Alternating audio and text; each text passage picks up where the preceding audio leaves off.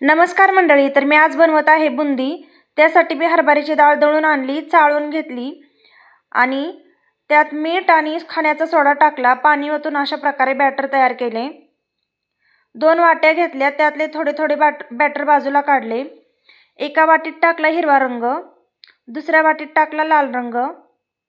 तर हे अशा प्रकारे मी 3 कलर तयार केलेले आहेत। तर हे खाण्याचे रंग होते। तर आता तळून घ्यायची आपल्याला बुंदी। कढईत तेल गरम करून झाऱ्यात बुंदीचे बॅटर ओतले आणि तळून घ्यायला लागले मी। तुम्ही बघू शकता आपली बुंदी किती गोल गोल झाली आहे।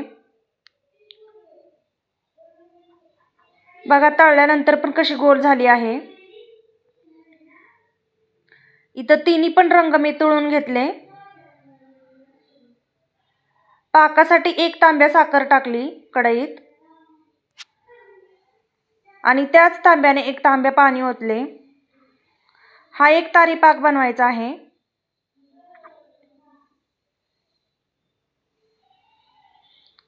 तर आपल्या पाकाची तार तयार झालेली आहे आणि पाक पण तयार झाला आहे।